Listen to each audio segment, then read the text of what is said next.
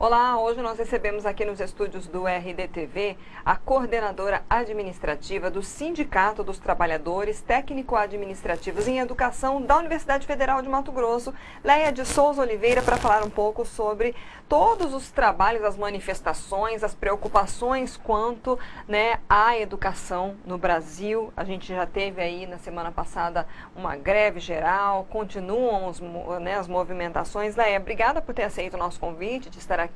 Eu queria já de início falar um pouco sobre os reflexos que vocês sentiram, na prática, vocês já sentiram, do corte anunciado pelo governo federal no mês passado, na educação em geral federal aqui no Brasil.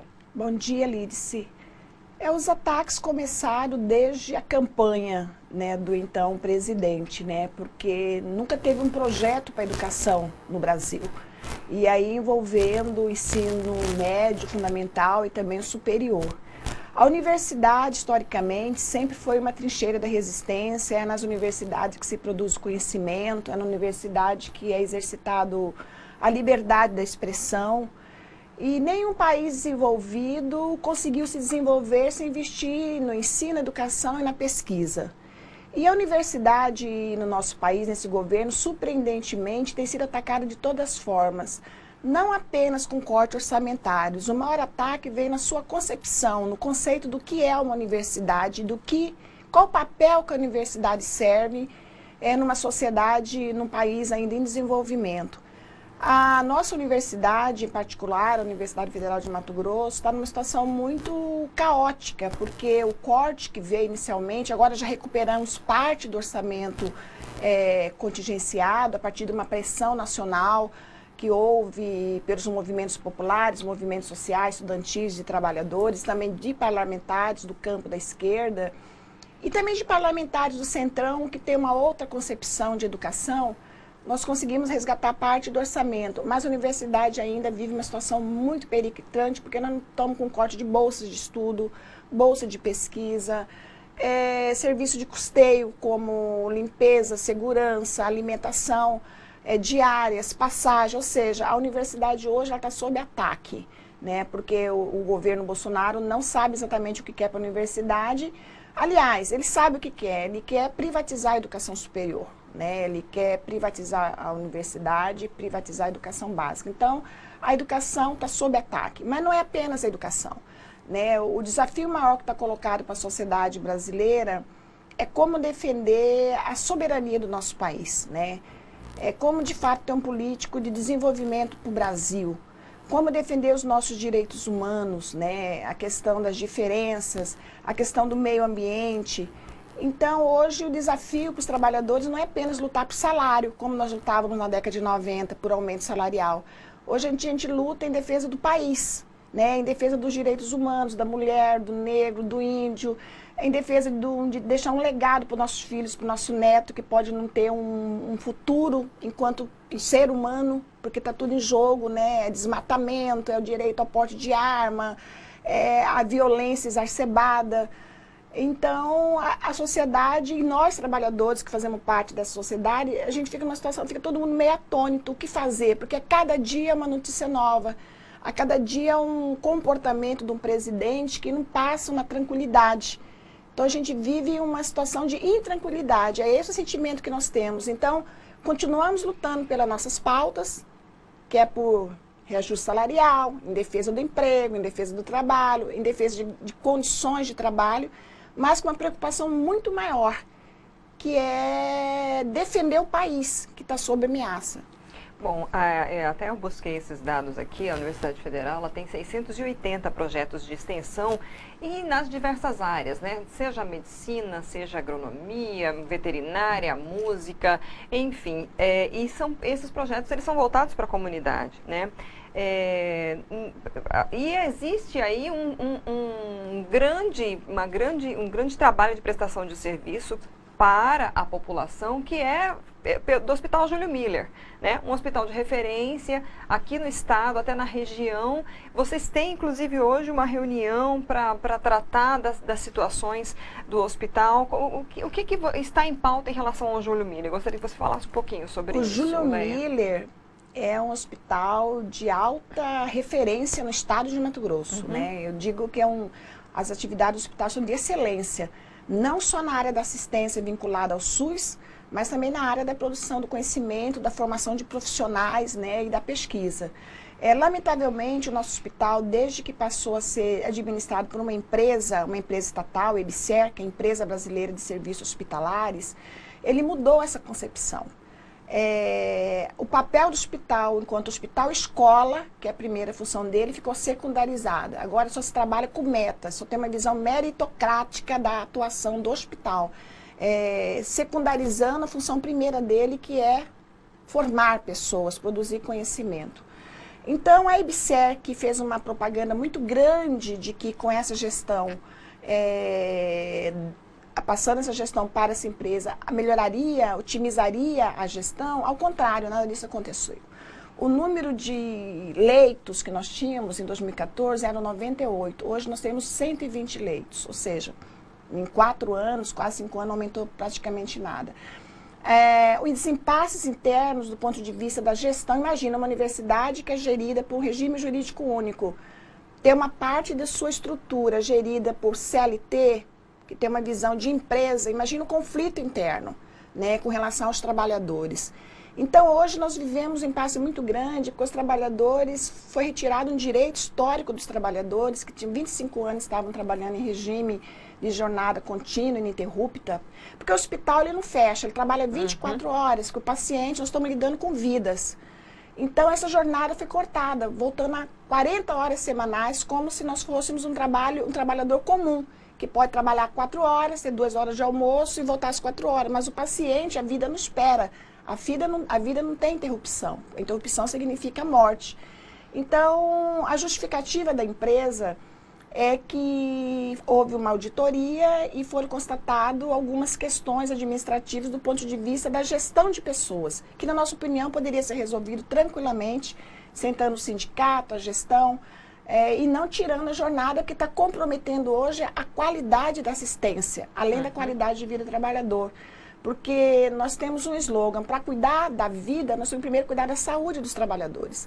Porque um trabalhador estressado, submetido a uma jornada extenuante de trabalho. Imagina, você trabalha 3 plantões seguidos, trabalha sábado, trabalha domingo, 3 finais de semana, não tem direito a ficar com sua família. Imagina que tipo de tratamento esse trabalhador vai dar para um paciente. Então, hoje que está em risco dentro do Júlio Miller, é a qualidade do atendimento, que pode se colocar em risco a vida do paciente, nós estamos fazendo esse alerta para a gestão do HU, e também a qualidade de vida do servidor. Hoje nós teremos uma reunião, então hoje para nós é um dia de esperança.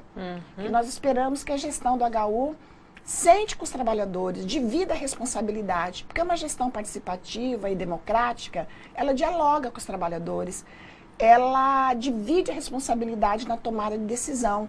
Então, nós esperamos que a direção da EBSER ouça o sindicato, né? E junto conosco, pense numa forma de voltar essa jornada para que a gente garanta a retomada da excelência no atendimento que nós tínhamos no passado e também o respeito ao trabalhador, a vida do trabalhador que hoje está se sentindo desrespeitado, desvalorizado e desmotivado, ocasionando um aumento excessivo de atestado médico. Para você ter uma ideia, essa jornada abusiva começou agora em abril e aumentou em 47% o número de atestado médico oriundo de estresse, problemas de saúde mental e problemas ortopédicos, em função dessa carga excessiva.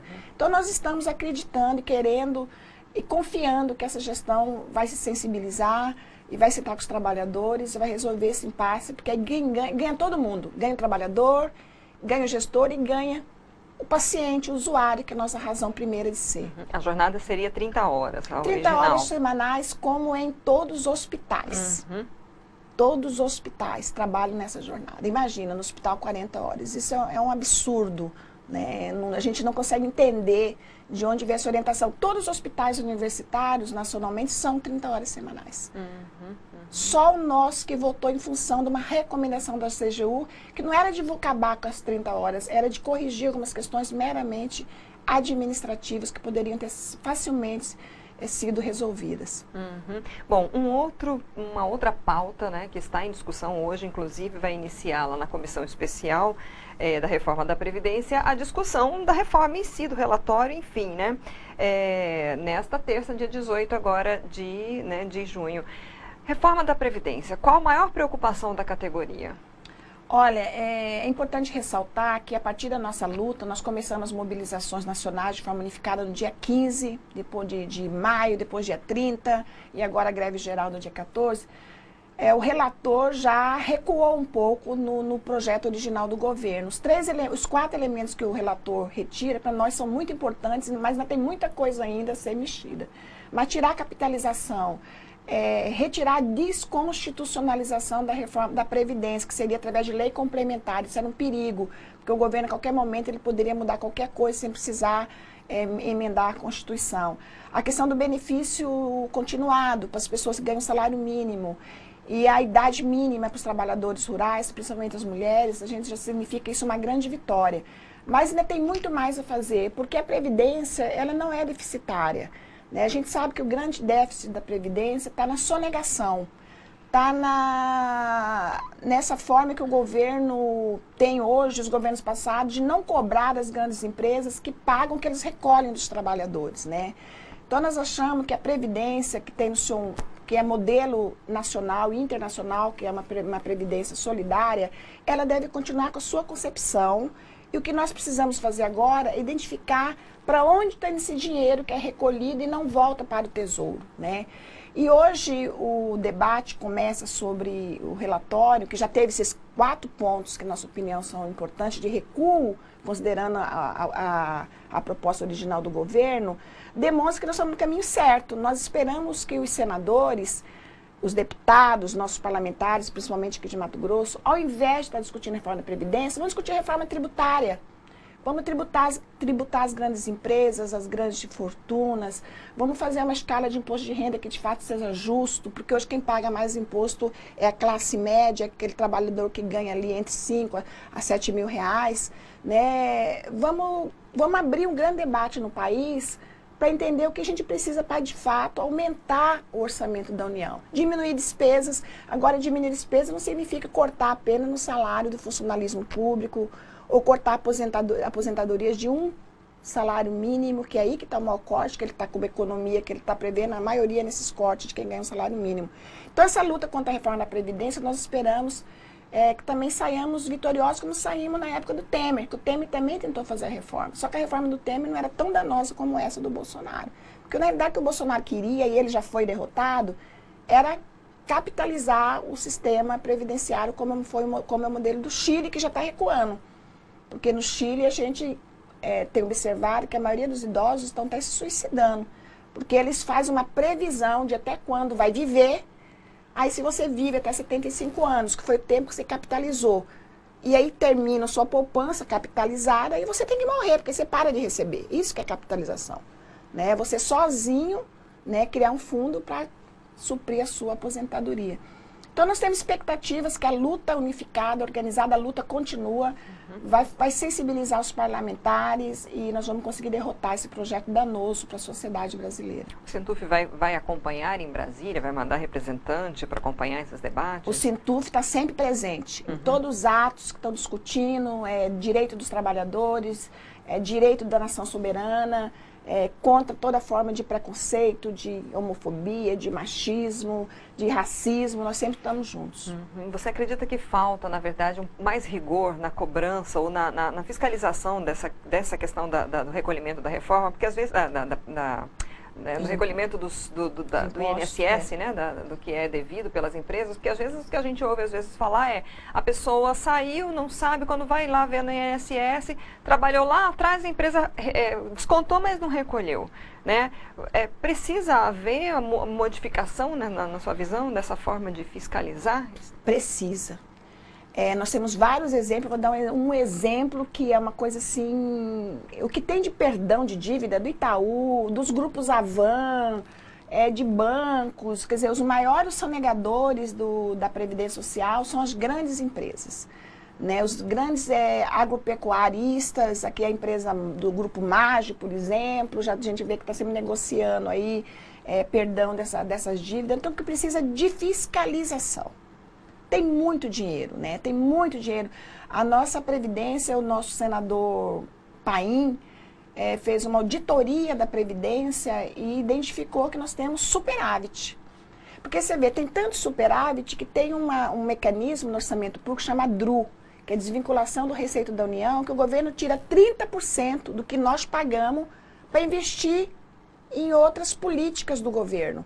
Então, se não tivesse dinheiro, não teria essa desvinculação da Receita da União, da Previdência. Então, tanto tem dinheiro que é retirado 30% para investir em outros programas. Então, o que nós achamos que precisa, de fato, é fiscalizar, é combater firmemente os sonegadores, os grandes grupos empresariais e manter esse conceito da previdência solidária, ou seja, todos contribuem para a minha aposentadoria, eu mesma e os demais jovens, né? Então, esse princípio da solidariedade, da previdência, internacionalmente está retomando, inclusive naqueles países que tinham regredido para o sistema de capitalização, viu que não deu certo, porque quem que vai conseguir pagar uma capitalização? Um servidor que ganha salário mínimo? Jamais. Um servidor, um trabalhador. Quem conseguiria pagar são pessoas que ganham uma renda média alta. Então, você teria dois tipos de trabalhadores no país. Uns que podem aposentar, porque podem poupar, capitalizar para sua aposentadoria, e os demais que trabalhariam até morrer. Então, o que precisa, de fato, é uma política séria de combate à sonegação no Brasil. Ok, Leia, obrigada por ter aceito nosso convite. Vamos continuar acompanhando aí, cobrindo, né, esse trabalho todo. E a gente está à disposição aqui para fazer as divulgações. Muito obrigada e parabéns pelo programa. Muito obrigada. Nós conversamos com Leia de Souza Oliveira, coordenadora administrativa do Sintuf, que é o Sindicato dos Trabalhadores Técnico-Administrativos em Educação da UFMT, Universidade Federal de Mato Grosso. Essa entrevista fica disponível no nosso canal do YouTube e também nos sites RDTV e RD News. É só acessar, curtir e compartilhar. Obrigada pela audiência. Até a próxima.